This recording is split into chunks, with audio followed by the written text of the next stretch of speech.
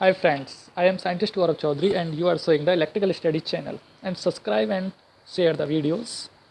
देखिए दोस्तों, चैनल को ज़्यादा से ज़्यादा सब्सक्राइब करें ताकि इलेक्ट्रिकल से रिलेटेड आने वाली वीडियोस का नोटिफिकेशन आप सभी तक पहुंच सके।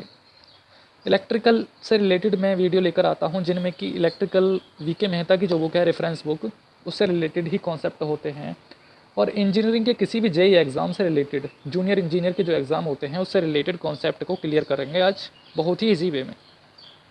तो आज का चैप्टर है मैग्नेटिज्म एंड इलेक्ट्रोमैग्नेटिज्म। देखिए, मैग्नेटिज्म और इलेक्ट्रोमैग्नेटिज्म से क्या समझते हैं। देखिए, मैग्नेटिज्म तो वो चीज़ है जहाँ भी आप मैग्नेटिक फील्ड की बात करेंगे तो वो होता है मैग्नेटिज्म।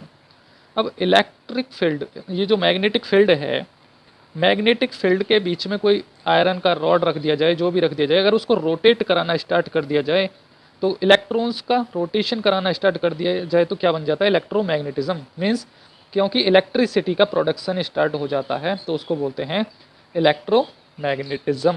मैग्नेटिज्म एक ओनली फील्ड की बात कर रहे हैं, जब दूसरा फील्ड रोटेट होना स्टार्ट हो जाए तो बोलते हैं इलेक्ट्रोमैग्नेटिज्म। आपको आगे आगे समझ आएगा कि मैं कहना क्या चाह रहा हूँ। तो सबसे पहले देखते हैं एक मैग्नेट। तो मैग्नेट क्या होती है, a substance that attracts pieces of iron और स्टील। ऐसा सब्सटेंस, सब्सटेंस मीन्स एक ऐसा तत्व जो कि अट्रैक्ट करे लोहे को और स्टील को, कहलाता है, क्या कहलाता है, मैग्नेट। वो ऐसा सब्सटेंस जो लोहे को और स्टील को अट्रैक्ट करे अपनी तरफ, अट्रैक्ट मीन्स अपनी तरफ खींचे, खींचे, तो उसको बोलते हैं मैग्नेट। ठीक है। उसके अंदर जो प्रॉपर्टी होती है, प्रॉपर्टी क्या, किसी भी व्यक्ति के अंदर कुछ कार्य करने की जो प्रॉपर्टी है, मान लीजिए कि मैं ही एक स्टूडेंट हूँ और मेरे अंदर स्टडी करने की प्रॉपर्टी है तो क्या कहलाता हूँ, मैं स्टूडेंट। वैसे ही एक मैग्नेट के अंदर किसी भी मेटल को अट्रैक्ट करने की प्रॉपर्टी क्या कहलाती है, मैग्नेटिज्म। तो आप समझे कि ये जो प्रॉपर्टी होती है किसी भी चीज़ की, वो उसकी क्वालिटी को दर्शाती है। ठीक है। तो किसी भी मैग्नेट की प्रॉपर्टी को क्या बोलते हैं, मैग्नेटिज्म। अब जो यूपी पीसीएल जेई और एसएससी जेई वगैरह एग्जाम होते हैं ना, अब हमको लगता है कि यार बहुत टफ क्वेश्चन पूछा जाएगा वहाँ, जबकि ऐसा कुछ नहीं होता है, बहुत इजी क्वेश्चन पूछा जाता है। अब यहाँ से भी पूछ सकता है वो मैग्नेटिज्म, मैंने एग्जाम दे के देखा है, बहुत इजी क्वेश्चन पूछता है, लेकिन हमको एक एक लाइन ध्यान से पढ़नी होती है उसके लिए। ठीक है। तो magnets are found in natural state in the form of mineral. जो मैग्नेट होती हैं वो प्रकृति में पत्थरों में, मिट्टी में ही पाई जाती हैं, पहाड़ों में, और किसकी फॉर्म में, मिनरल्स की फॉर्म में, मिनरल्स की फॉर्म में। और वो उस मिनरल का नाम क्या होता है जिस मिनरल की फॉर्म में पाई जाती हैं, तो उसको बोलते हैं मैग्नेटाइट। मैग्नेटाइट नाम के मिनरल होता है जिसकी फॉर्म में पाई जाती है मैग्नेट। अब जैसे पहाड़ी क्षेत्र है, पहाड़ी क्षेत्र में मैग्नेटाइट नाम से एक मिनरल पाया जाता है, वह मिनरल मैग्नेट, उस मिनरल से मैग्नेट बनती है। मिनरल क्या होते हैं, खनिज पदार्थ जो होते हैं। ठीक है। खनिज मतलब जैसे मिट्टी के अंदर कंकड़ी भी होती है, जो भी होता है, उसी तरीके से मैग्नेटिक एलॉयज पाई जाते हैं। ठीक है। Natural magnet no practical values. अब इसका मतलब क्या है, the natural magnet have no practical value. जो नेचुरल यानी प्रकृति की फॉर्म में जो चुंबक पाई जाती है पृथ्वी के अंदर, वो इतनी मजबूत नहीं होती, मजबूत नहीं होती ताकि उसे यूटिलाइज कर सकें हम फिजिक्स के लिए मॉडर्न डिवाइसेस में। यानी मॉडर्न डिवाइस यानी जो फिलहाल आप चलाते हो, मॉडर्न चुंबक वगैरह ये देखते हैं, इनमें इसको यूज़ नहीं कर सकते। ठीक है। तो कॉमर्शियल मैग्नेट्स आर मेड। अब कॉमर्शियल मैग्नेट क्या, जो आप यूज़ करते हो, जो मैग्नेट बनाई जाती हैं लाउड स्पीकर्स में लगती है, स्पीकर में लगती है, और ये जो भी मशीन्स होती हैं इनके अंदर भी चुंबकीय क्षेत्र के लिए मैग्नेट लगाई जाती है, तो मैग्नेट क्या कहलाती है, कॉमर्शियल मैग्नेट। अब अभी तक आपको समझ में आया, सबसे पहले मैग्नेट नेचुरल फॉर्म में पाई जाती है लेकिन वो उतना मजबूत नहीं होती है, इसलिए हम कॉमर्शियल मैग्नेट बनाते हैं। दूसरा क्या समझ में आया, मैग्नेट जिस फॉर्म में पाई जाती है उस मिनरल को किस नाम से जानते हैं, मैग्नेटाइट। अब ये दो क्वेश्चन बहुत इंपॉर्टेंट है। तीसरा, मैग्नेट की प्रॉपर्टी क्या होती है, मैग्नेट की प्रॉपर्टी को बोलते हैं मैग्नेटिज्म। अब आपको तीन क्वेश्चन बहुत अच्छे समझ में आ गए यहाँ से। अब नेक्स्ट थ्री क्वेश्चंस नेक्स्ट देखते हैं यहाँ से हम। नेक्स्ट क्या है, अब आपको ये पृथ्वी का नक्शा दिख रहा है, मैं आपको यहाँ बना के दिखाता हूँ। ये गोल गोल पृथ्वी दिख रही है आपको। जब भी आप पृथ्वी का मैप देखते हैं तो आपने इस तरीके से देखा होगा, वो टेढ़ी दिखाई जाती है कुछ इस तरीके से, उसकी एक्सिस ऑफ रोटेशन दिखाई जाती है। मीन्स वो अपने अक्ष पर कुछ टेढ़ी घूमती है, टेढ़ी यानी झुकाव लेके घूम रही होती है। तो जो पृथ्वी है उसकी भी तो अपनी एक मैग्नेट यानी चुंबकीय क्षेत्र होता है ना। तो पृथ्वी का चुंबकीय क्षेत्र कैसे होता है, देखिए इस तरीके से। ये जो पृथ्वी है, पृथ्वी का चुंबकीय क्षेत्र कैसे होता है, इस तरीके से, इस तरीके से, इस तरीके से। यानी पृथ्वी का जो नॉर्थ होता है वो इधर होता है और जो साउथ होता है इधर होता है। ठीक है। जो पृथ्वी का है, पृथ्वी का नॉर्थ इधर होता है साउथ होता है। मैं नेचुरल मैग्नेटिज्म की बात कर रहा हूँ पृथ्वी के की। जबकि जोग्राफिकल नॉर्थ साउथ, जोग्राफिकल जो नॉर्थ मानते हैं हमने, जो नॉर्थ उत्तरी दिशा मान रखी है, वो हम मानते हैं इसको इसको क्या मानते हैं हम, नॉर्थ, और इसको क्या मानते हैं हम, साउथ। यही कहते हैं जो प्राकृतिक मैग्नेटिज्म होता है पृथ्वी का, उसमें नॉर्थ इधर होता है, साउथ इधर होता है, जबकि जोग्राफिकल नॉर्थ इधर होता है और जोग्राफिकल साउथ इधर होता है। ठीक है, पृथ्वी में हम नॉर्थ कहाँ मानते हैं, अभी पृथ्वी है तो नॉर्थ इधर मानते हैं, साउथ इधर मानते हैं। जबकि जबकि क्या होता है, अर्थ का जो नॉर्थ होता है, अर्थ का नॉर्थ ऐसे होता है, नॉर्थ यहाँ होता है और साउथ यहाँ होता है। वो भी आपको समझ में आएगा वो क्यों होता है। ठीक है, अब यहाँ पढ़िए इस ग्राफ को। सोच the schematic diagram illustrating the earth huge magnet. Earth क्या है, एक बड़ी वाली मैग्नेट है। ह्यूज मिस बड़ा, बहुत बड़ा, ह्यूज मिस होता है बहुत बड़ा। The south pole of the earth magnet is located near the geographical north. अब आप यहाँ कंफ्यूज हो रहे होंगे, जो साउथ पोल होता है अर्थ मैग्नेट का, वो कहाँ होता है, लोकेट मिस स्थित, कहाँ होता है, जोग्राफिकल नॉर्थ के पास। तो मैंने भी तो वही बोला, जो साउथ पोल होता है अर्थ मैग्नेट का, वो कहाँ होता है, जोग्राफिकल नॉर्थ के पास। जोग्राफिकल नॉर्थ मतलब जो वैज्ञानिकों ने मान लिया है, मान लिया। नॉर्थ ऊपर ही तो मानते हैं हम सभी लोग, जब दिशा देखते हैं तो ऊपर ही मानते हैं, साउथ नीचे मानते हैं। जबकि रियल जो अर्थ मैग्नेट है उसका साउथ ऊपर है और नॉर्थ नीचे है। And the north pole of the earth magnet is located near the geographical north. अब जो नॉर्थ पोल है अर्थ मैग्नेट का, वो जोग्राफिकल साउथ के पास है। ठीक है, अब आपको यहाँ से समझ में आ गया होगा कि मैग्नेट का भी अपना एक चुंबकीय क्षेत्र होता है। The earth magnet pole don't not coincide with geographical poles. अब आप देख रहे होंगे इस प्लेन में, अब ये जो पृथ्वी है, अब जोग्राफिकल नॉर्थ साउथ कैसे होते हैं, geographical north, geographical south, geographical east और जोग्राफिकल वेस्ट, ऐसे ही तो होते हैं। अब ये हो गए जोग्राफिकल। जबकि जो अर्थ के जो वो होते हैं पोल्स, वो कुछ तरीके से इस तरीके से होते हैं, कुछ टेढ़े। ठीक है, झुकाव लेते हुए, झुकाव। अर्थ का जो साउथ है यहाँ होगा और नॉर्थ जो है यहाँ होगा। कॉइंसाइड मतलब एक साथ नहीं होते। अगर इसको यहीं खींच देता तो कॉइंसाइड में एक साथ, ये थोड़ा अलग होते हैं, कॉइंसाइड नहीं होते हैं। कॉइंसाइड में तो एक साथ नहीं होते, जोग्राफिकल नॉर्थ और जोग्राफिक अर्थ का साउथ। ठीक है, अब यहाँ से आपको इतना ही समझने का था। नेक्स्ट देखते हैं हम। देखिए अब ये इस फिगर में देखिए, अब ये क्या है, ये क्या है, ये अर्थ मैग्नेट है, ये अर्थ मैग्नेट और ये अर्थ है। ये थोड़ा झुकाव लेकर होती है अर्थ मैग्नेट। ठीक है, G N means geographical north pole, M N means magnetical north pole, G S means geographical south pole. अब जोग्राफिकल साउथ कहाँ है, जोग्राफिकल साउथ कहाँ है, यहाँ है वो जोग्राफिकल साउथ। जबकि मैग्नेटिक साउथ, जो अर्थ मैग्नेट का साउथ कहाँ है, वो यहाँ है। जबकि इधर नॉर्थ होता है, लेकिन अर्थ मैग्नेट का साउथ उधर ही होता है। ठीक है दोस्तों, नेक्स्ट हम डिस्कस करेंगे कि टाइप्स ऑफ आर्टिफिशियल मैग्नेट।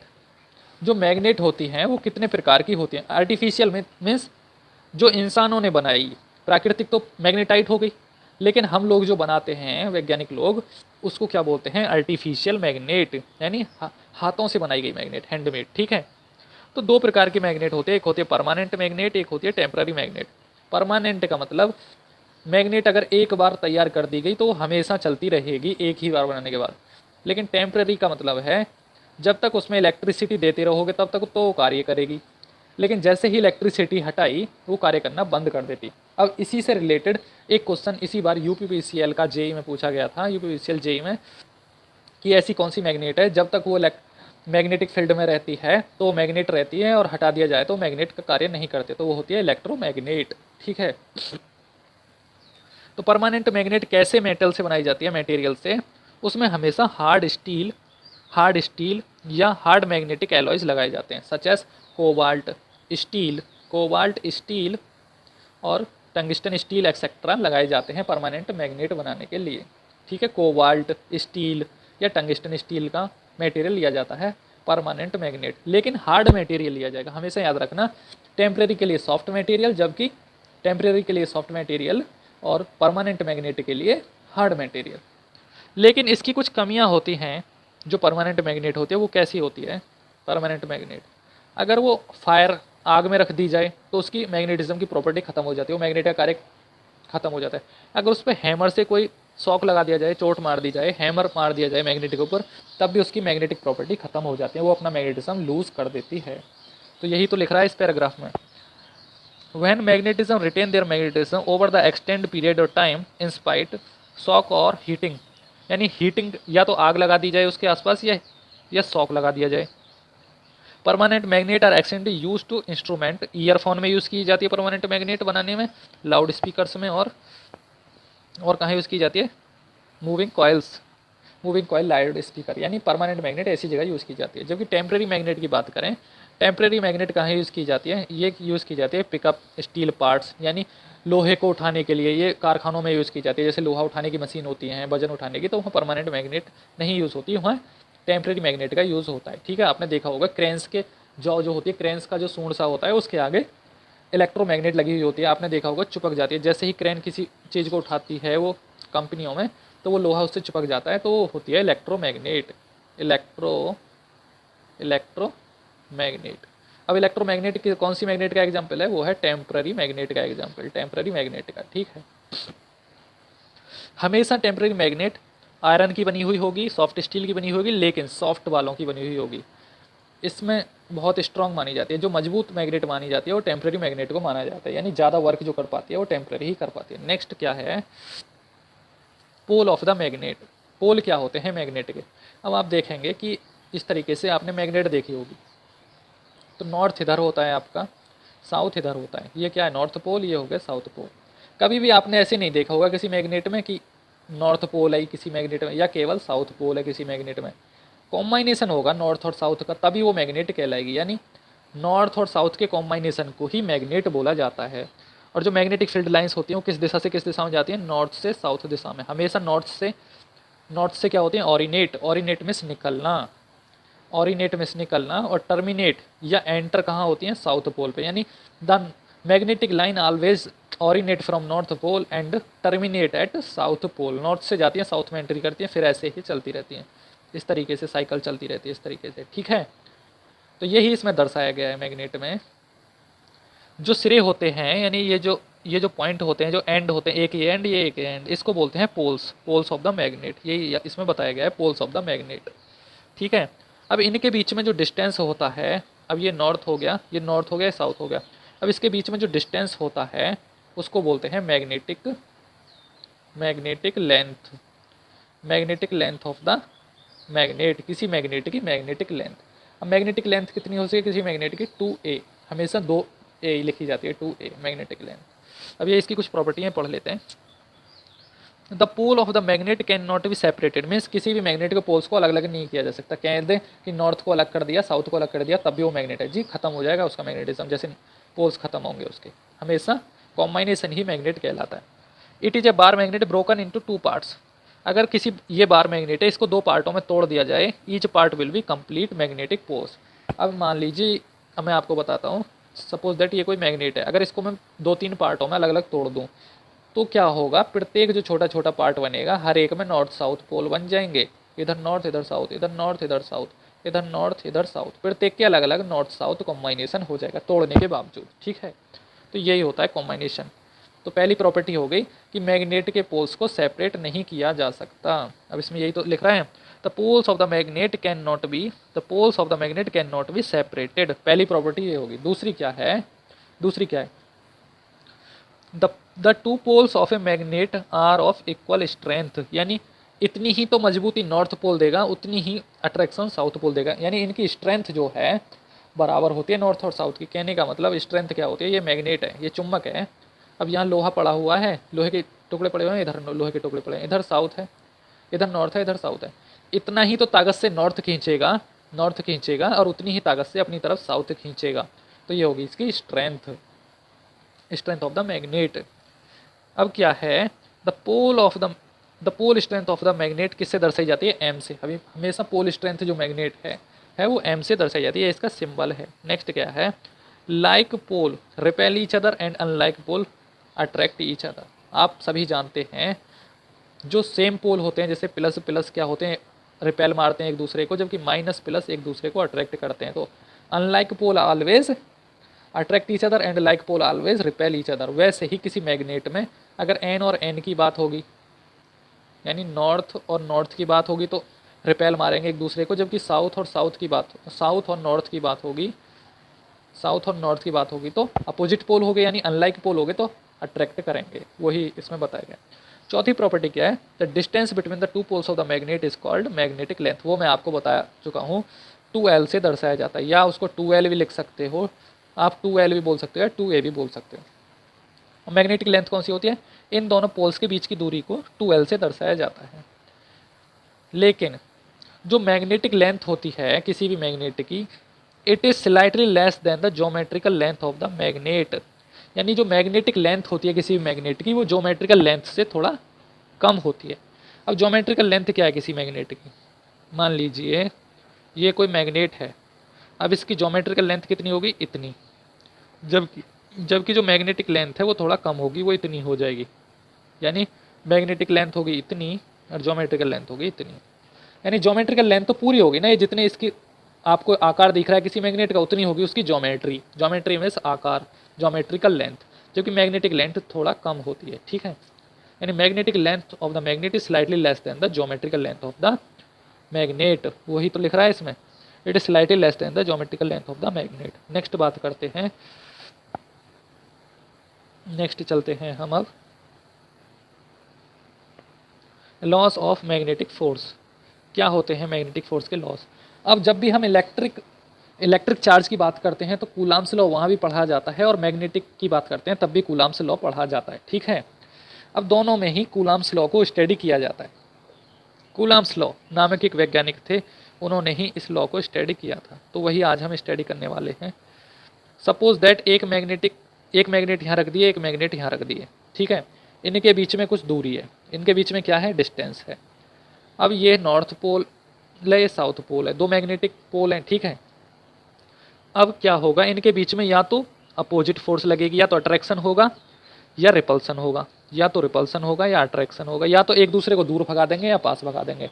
अब वो जितनी ताकत लगेगी इनके बीच में, यानी या तो ये एक दूसरे को अपनी तरफ खींचेंगे या एक दूसरे को धक्का मार देंगे कि दूर भागो, तो उसको क्या बोलते हैं, फोर्स।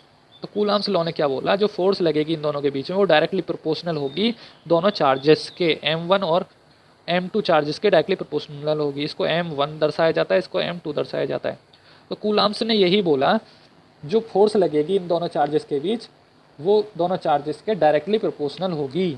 ठीक है, और इन्वर्सली प्रोपोर्शनल फोर्स मतलब चार्ज के डायरेक्टली प्रोपोर्शनल से आप क्या समझ सकते हैं, क्या समझ सकते हैं कि चार्ज जितने ज़्यादा मजबूत होंगे उतनी ही ज़्यादा फोर्स लगेगी।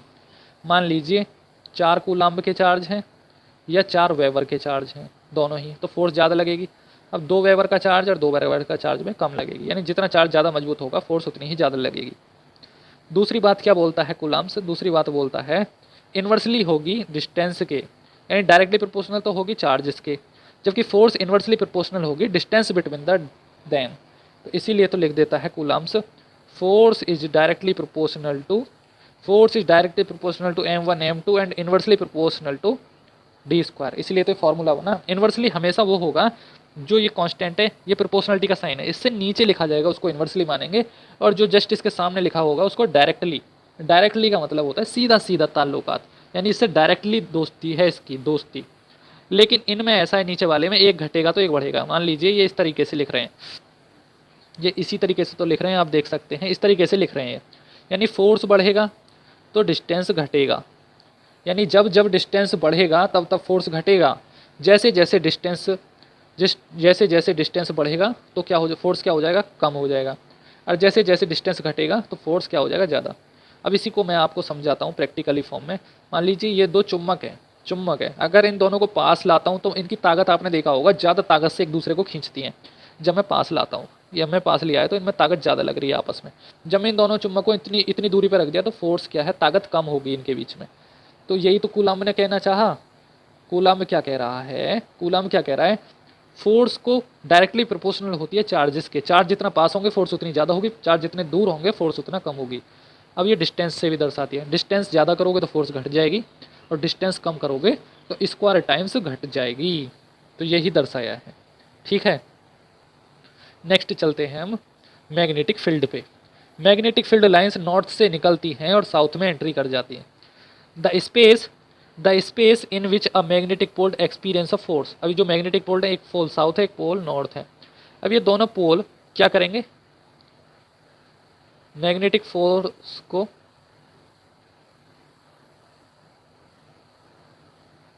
एक्सपीरियंस करेंगे। अब दोनों पोल्स जहाँ एक्सपीरियंस करें मैग्नेटिक फोर्स को, वो क्या कहलाते हैं, वो क्षेत्र क्या कहलाता है, मैग्नेटिक फील्ड। हाँ ये आ गया।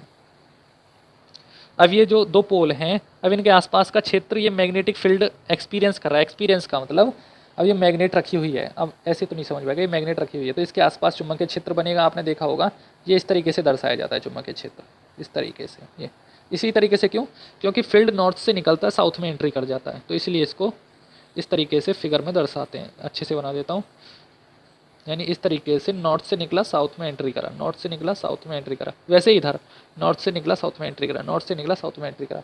आसपास जो भी चीज़ रखी हुई है वो एक मैग्नेटिक फील्ड एक्सपीरियंस करेगी, यानी चुम्बक चिपका लेगी ना। अगर यहाँ लोहा पड़ा हुआ है तो उसको ये चुम्बक अपनी तरफ खींच लेगी, चिपका लेगी, तो उसी को बोलते हैं मैग्नेटिक फोर्स एक्सपीरियंस करना।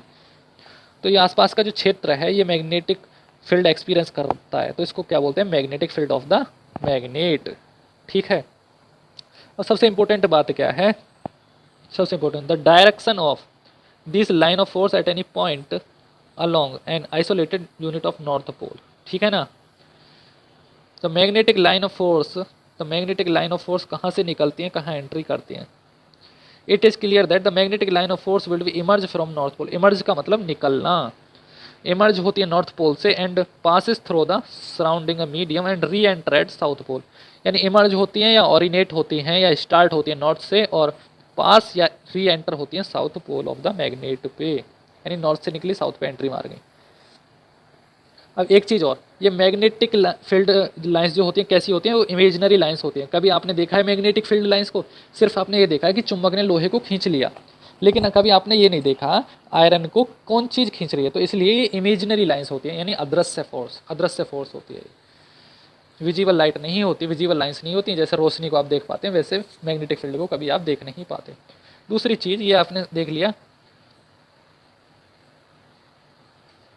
दे repel each other and they never cross each other. क्या होता है important properties of magnetic field line, the magnetic field lines of force have the following, they are like stretch rubber band. अब rubber band की तरह दर्शाई जाती है। अब ये मैग्नेट है, इसके आसपास इस तरीके से दर्शाई गई है, इस तरीके से, तो एक रबर बैंड की तरह तो दर्शाई जा रही है इस तरीके से, यानी नॉर्थ ये है, साउथ ये है, नॉर्थ से साउथ की तरफ। अब ये एरो इसलिए लगाया जाता है कि नॉर्थ से साउथ की तरफ जा रही है और एंट्री कर रही है साउथ पे, तो एक रबर बैंड की तरह ही तो दर्शाई जा रही है, इसलिए इनको रबर बैंड की तरह बोलते हैं। तीसरा, ये रिपेल करती हैं ईच अदर को। रिपेल मतलब अब जब ये लाइन जा रही है एक दूसरे को भगाती हैं, अपने से दूर भगाती हैं, ये रिपेल ईच अदर को रिपेल करती हैं।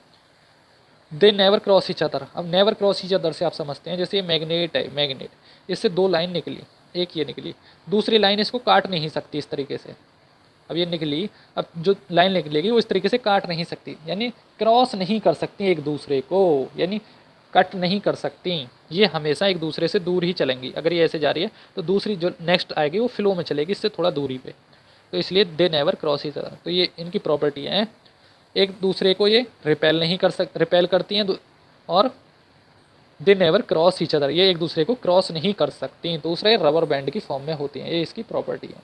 ठीक है, नेक्स्ट देखते हैं हम the magnetic effect of electric current. अब एक इफेक्ट क्या होता है इलेक्ट्रिक करंट का, जैसे आपने इलेक्ट्रिक सर्किट पढ़ा वैसे ही सेम मैग्नेटिक सर्किट होता है। वह ना electric current flow through a conductor the magnetic field is set up. अब मान लीजिए ये कोई तार है, ये बिजली का तार है, इसमें आपने करंट फ्लो कराया, जैसे जैसे करंट फ्लो कराया तो आसपास आप देखते हैं इसके आसपास क्या बन जाता है, मैग्नेटिक फील्ड। तार के कुछ आसपास के क्षेत्रों में मैग्नेटिक फील्ड बन जाता है। तो वैसे ही जब मैग्नेटिक सर्किट में along the length of the conductor shows the magnetic field produced by the current magnetic field produced करता है किसी स्ट्रेट वायर में। तो magnetic line of force are in the form of concentric around the conductor. अब ये समझ में आया कि कोई तार है, इसके आसपास जो मैग्नेटिक फील्ड लाइंस होती हैं इस फॉर्म में होती हैं। कॉन्सेंट्रिक मतलब किसी सर्किल के अंदर सर्किल, सर्किल के ऊपर सर्किल, सर्किल के ऊपर सर्किल। कॉन्सेंट्रिक मतलब जिसका एक सेंटर हो और अनेक सर्किल हो, तो उसको बोलते हैं कॉन्सेंट्रिक सर्किल। तो किसी स्ट्रेट वायर के अराउंड जो मैग्नेटिक फील्ड लाइंस होती हैं कॉन्सेंट्रिक सर्किल की फॉर्म में होती हैं। नेक्स्ट क्या है इसमें, the magnetic line of force are in the form of concentric circle, the direction of line of force depend upon the direction of current. अब ये direction of current magnetic field lines किससे दर्शाई जाती है, right hand rule. Right hand rule आप याद रख रहे हैं ना, जब भी मैग्नेटिक फील्ड लाइंस की बात करते हैं तो उनको किस से दर्शाया जाता है, राइट हैंड रूल से। अब अभी मैं आपको बता देता हूँ। मान लीजिए ये कोई बिजली का तार है, यानी इलेक्ट्रिक कंडक्टर है, ये तार दर्शाया जाता है कंडक्टर। कंडक्टर को अपने राइट हैंड में पकड़िए इस तरीके से, जैसे इसने पकड़ रखा है राइट हैंड में, और इधर से करंट दीजिए, यानी इधर से करंट दीजिए तार में, तो आप देखेंगे कि जो मैग्नेटिक फील्ड है वो कुछ इस फॉर्म में बनेगा, यानी इधर से इधर की तरफ इस फॉर्म में बनेगा। यानी कहने का मतलब जब आप तार को अपने हाथों में पकड़ेंगे तो आप अपने तार को किसी तार को हाथों में पकड़िए, तो जिस डायरेक्शन में अंगूठा होगा आपका, थंब होगा, उस डायरेक्शन में तो होगा क्या, करंट। लेकिन जिस डायरेक्शन में आपकी फिंगर्स मूव कर रही होंगी, अब देखिए इसकी फिंगर क्या कर रही है, इस तरीके से मूव कर रही हैं, तो उसी डायरेक्शन में क्या होगा, मैग्नेटिक फील्ड। तो यही तो बताता है right hand rule. Right hand rule, ये वो वाला रूल नहीं है राइट हैंड थंब रूल, ये केवल राइट हैंड रूल है। Right hand rule, right hand rule से क्या पता करते हैं हम, तो मैग्नेटिक फील्ड का पता करते हैं। The direction of line of force depend upon determined by the right hand rule. Finger will point in the direction of magnetic field. अब आपको पता चल गया कि कौन से रूल से पता करते हैं मैग्नेटिक फील्ड की दिशा को, राइट हैंड रूल से। नेक्स्ट है the greater the current through the conductor stronger the magnetic field. जितना ज़्यादा किसी तार से करंट फ्लो कराओगे उतना ही मैग्नेटिक फील्ड स्ट्रॉन्ग होगा उस तार में, कम कराओगे तो कम होगा। नेक्स्ट क्या है, the magnetic field near the conductor is stronger. अब आपने देखा होगा जैसे कोई चुम्बक है तो उसके जितना ज़्यादा पास आओगे चुम्बक इतनी ही ज़्यादा होगी, जैसे ही दूर जाते जाओगे तो चुम्बक कम होती जाएगी। वैसे ही किसी तार में जब हम इलेक्ट्रिक करंट फ्लो कराते हैं तो उसके आसपास के क्षेत्र में चुंबकीय क्षेत्र ज़्यादा होगा, और जैसे ही दूर जाएंगे तो चुंबकीय क्षेत्र कम हो जाएगा। मान लीजिए यहाँ चुंबकीय क्षेत्र ज़्यादा है तो इतनी दूरी पे कम हो जाएगा। तो वही यहाँ लिखा हुआ है, the magnetic field near the conductor is stronger and becomes weaker as we move away. Away में से दूर जा रहे हैं, दूर जाने पर वीक हो जाता है। नेक्स्ट क्या है, the magnetic line of force around the conductor will either clockwise भी हो सकती है, एंटी क्लॉकवाइज भी हो सकते हैं। क्लॉकवाइज मतलब घड़ी किस दिशा में घूमती है, इस दिशा में, तो ये होगी क्लॉकवाइज। अगर इस तरीके से घूमने लगे घड़ी की सुई तो वो हो जाएगी एंटी क्लॉकवाइज। तो अब मैं दिखाता हूँ, ये कोई तार है, अगर इसमें करंट मैं इस दिशा में दूंगा, करंट को इस दिशा में दूंगा, तो मैग्नेटिक फील्ड लाइंस जब आप हाथ में पकड़ोगे तो अंगूठा इस दिशा में होगा तो हमेशा क्लॉकवाइज होंगी। अगर इसी तार में करंट इस दिशा में दे दिया जाए तो जब ऐसे पकड़ोगे राइट हैंड में तो मैग्नेटिक फील्ड किस दिशा में हो गया, थंब किस दिशा में दर्शा रहा है करंट को, इस दिशा में, तो आपकी फिंगर हो गई इस तरीके से।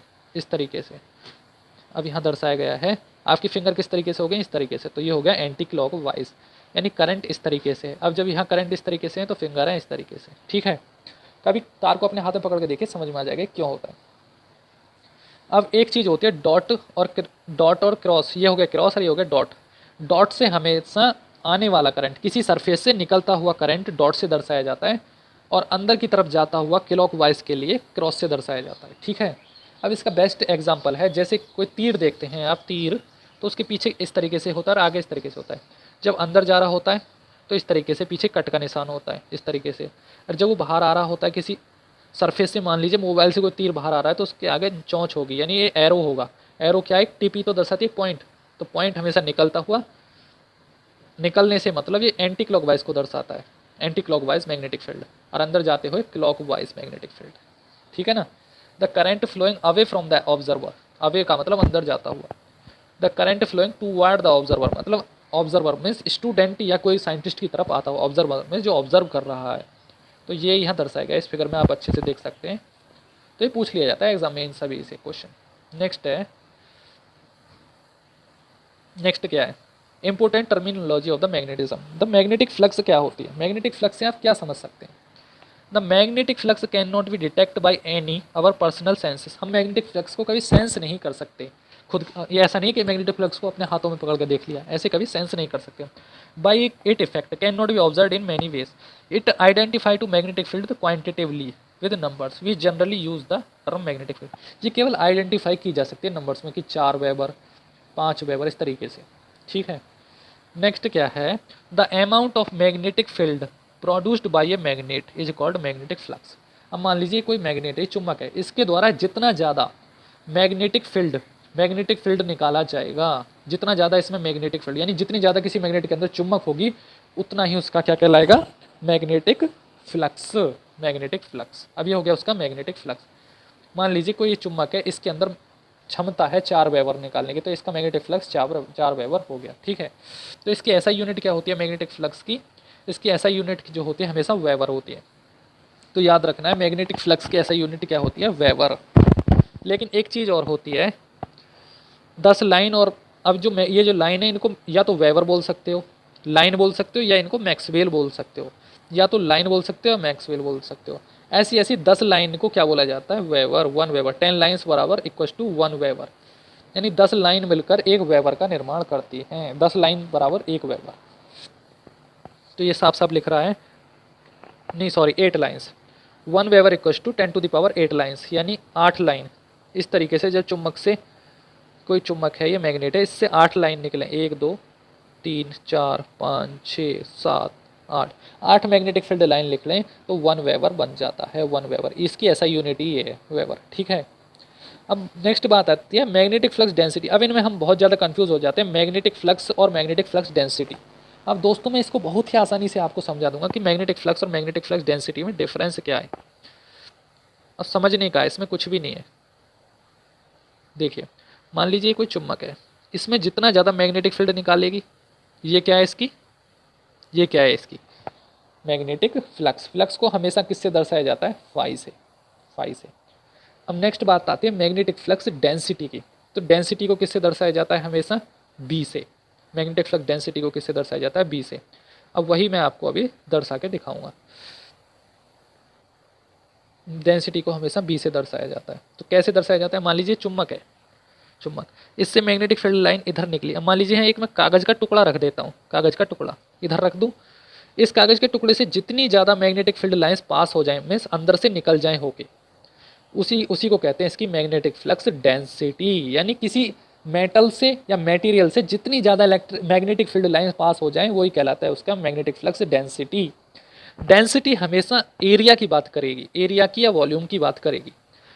The magnetic flux density is the flux पर यूनिट एरिया। यानी एरिया मीन्स किसी कागज का एरिया हो या लोहे की पत्ती का एरिया हो, किसी भी चीज़ का एरिया हो, उस एरिया से जितनी ज़्यादा मैग्नेटिक फील्ड लाइंस निकल जाएं उसको कहते हैं उसकी magnetic flux density. Magnetic flux density पर unit area at right angle, right angle यानी 90 डिग्री के कोण पे, तो वो कहलाती है उसकी मैग्नेटिक फ्लक्स डेंसिटी। तो आपको समझ में आ गया डेंसिटी और मैग्नेटिक फ्लक्स में क्या अंतर होता है। हमेशा डेंसिटी की यूनिट जो होती है वो टेस्ला होती है, और फ्लक्स की यूनिट क्या होती है, वेबर। मैग्नेटिक फ्लक्स डेंसिटी की यूनिट टेस्ला ही क्यों, देखिए फ्लक्स की यूनिट क्या होगी, वेबर। वेबर पर मीटर स्क्वायर, एरिया की बात होती है तो मैग्नेटिक फ्लक्स का फॉर्मूला क्या होता है, बी इक्वल्स टू फ्लक्स पर यूनिट एरिया। मैग्नेटिक फ्लक्स पर यूनिट एरिया, तो फ्लक्स की यूनिट वेबर और एरिया की यूनिट क्या होगी, मीटर, यानी वेबर पर मीटर स्क्वायर। यानी कि वेबर पर मीटर स्क्वायर को क्या बोल देते हैं हम शॉर्ट फॉर्म में, टेस्ला, टेस्ला। ठीक है, अब आपको समझ में आ गया हो गया कि क्या होती है मैग्नेटिक फ्लक्स डेंसिटी और मैग्नेटिक फ्लक्स। नेक्स्ट बात आती है ये, जब आप किसी पेपर के राइट एंगल यानी 90 डिग्री पे मैग्नेटिक फील्ड लाइंस पास हो रही होंगी तो मैग्नेटिक फ्लक्स डेंसिटी कैसी होती है, मैक्सिमम, मैक्सिमम। अगर कोई कागज है, कागज का टुकड़ा है, उसके पैरेलली निकल जाएं, पैरेलली निकल जाएं, मान लीजिए पैरेलली निकल जाएं, पैरेलली मींस उसके समांतर निकल जाएं। कागज का टुकड़ा ऐसे रखा हुआ है और ऐसे मैग्नेटिक फील्ड लाइंस निकल जाएं, तो एक भी मैग्नेटिक फील्ड लाइंस इससे पास नहीं हुई, पास नहीं हुई तो मैग्नेटिक फ्लक्स डेंसिटी कितनी हुई, जीरो, जीरो। यानी एंगल भी 0 डिग्री है इनके बीच और मैग्नेटिक फ्लक्स डेंसिटी भी 0 है। एंगल 90 डिग्री होगा तो कागज़ कैसे होगा, ऐसे, और मैग्नेटिक फील्ड लाइंस इस तरीके से क्रॉस करते हुए इसको निकल जाएंगी, इसके अंदर को इसको छेदते हुए। तो यहाँ कैसा होगा magnetic flux density, maximum, maximum.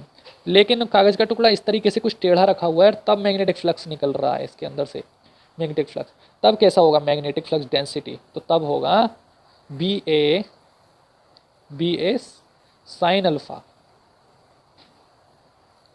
तब दिखाया जाएगा बी ए साइन थीटा। साइन थीटा क्यों दर्शाया गया, क्योंकि कुछ एंगल पे एक कागज टेढ़ा रखा हुआ है, इससे निकल रही है इस तरीके से। यानी B means magnetic flux density, A for area, इस कागज का एरिया, कागज का एरिया, और ये साइन थीटा क्यों, साइन थीटा मीन्स कुछ एंगल है मैग्नेटिक फील्ड और इस कागज के बीच कुछ एंगल है। मान लीजिए एंगल कितना, ये कागज है इस तरीके से और मैग्नेटिक फ्लक्स ऐसे निकल रहा है, तो इतने डिग्री का कोण बन रहा है। मान लीजिए कितने डिग्री का मान लो इसको, 40 डिग्री का, 45 डिग्री का मान के चलो, ठीक है। तो 45 डिग्री, तो इसको लिख सकते हैं ना, B means magnetic flux density, A means area, किसका एरिया, कागज का एरिया, मैग्नेटिक फ्लक्स डेंसिटी इन लाइनों की, और एंगल साइन थीटा लिख दूँ, साइन थीटा लिख दो, अगर साइन थीटा भी ना लिखो तो बी ए 45 डिग्री लिख दो आप। यही तो होता है एट एंगल, किसी एंगल पे, या 90 डिग्री पे या 0 डिग्री पे। तो 0 डिग्री पे कैसी होंगी, 0 मिनिमम, 90 डिग्री पे कितनी होंगी, मैक्सिमम, और किसी एंगल पे कैसी होंगी, बी ए साइन थीटा। तो यही होती है आपकी मैग्नेटिक फ्लक्स डेंसिटी। तो इस लेक्चर में इतना ही, नेक्स्ट लेक्चर में और भी डीपली समझाएंगे।